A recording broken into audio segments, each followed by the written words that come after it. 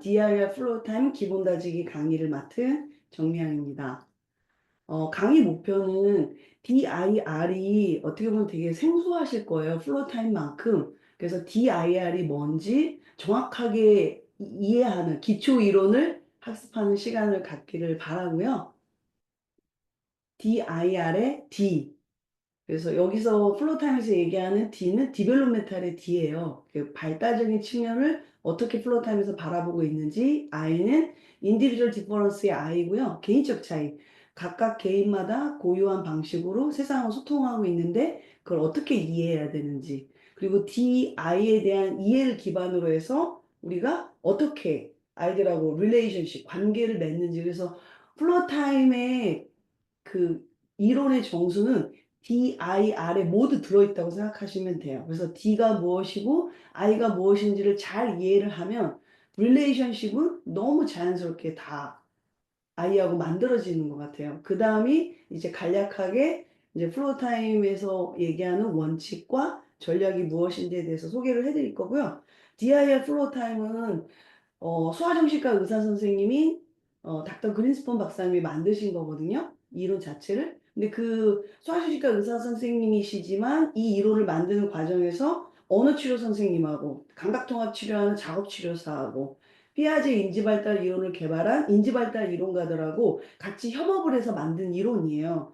그래서 어떻게 보면은 언어 중재적인 요소도 많이 들어가고 감각통합적인 요소도 들어가고 인지발달, 교육적인 접근도 많이 이해를 해야 되거든요. 근데 그 이론들이 여러 것들이 이제 녹아있기 때문에 그래서 그리스본 박사님은 소아정신과에서 오랫동안 자폐성 장애 아동들을 만나면서 어떻게 하면 이 자폐성 장애 아동들의 그 핵심 문제인 사회적 상호작용의 결함을 효과적으로 중지할까? 그거를 오랫동안 이제 고민하시고 그래서 만든 이론이 이제 플로타임 이론이라고 생각하시면 될 것 같아요.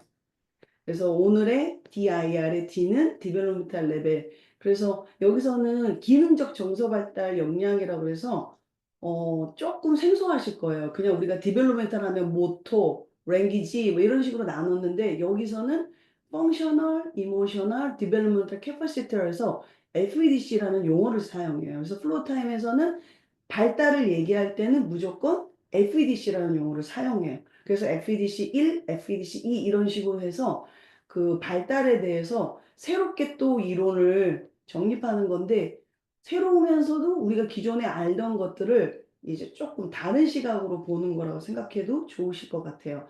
플로타임 이론은 FEDC 단계가 16단계까지 있거든요. 근데 우리가 플로타임 이론 강의는 주로 6단계까지 이루어지는 이유 중에 하나가 뭐냐면 FEDC 1단계부터 6단계까지 충분하게 마스터되면 이 6단계까지 충분히 마스터되면 이 사람이 사회성을 가지고 살아갈 준비가 됐다고 보는 거예요.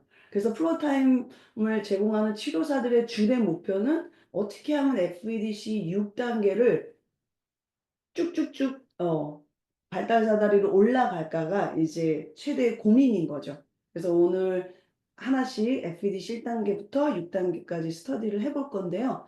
FEDC 1단계부터 6단계까지는 태어나서부터 여기 흐릿하게 6단계 써 있지만 4세 6개월까지 진행되는 거예요.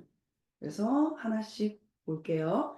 FEDC 1단계는 명칭이 어떻게 되냐면 자기조절과 세상에 대한 흥미예요. 그러면은 자기조절된 상태에 사람이 머문다. 그거는 태어나서 생후 3개월이면 도달한다고 보는 거거든요. 그래서 자기가 안정되고 편안한 상태로 3개월이면 그게 도달해서 이제 평생 그게 지속이 되는 거죠. 그래서 자기의 조절이라는 그 이슈가 어떻게 보면 감각통합하고 굉장히 관련이 많은데요. 모든 사람은 태어나서 감각으로 정보를 입력하게 돼 있어요. 시각, 청각, 촉각, 후각 이런 감각들을 주변으로 세상으로부터 받아들여서 편안한 상태로 머물러 있어야 돼요. 그래야 다른 사람하고 주변에 관심을 가질 수가 있거든요.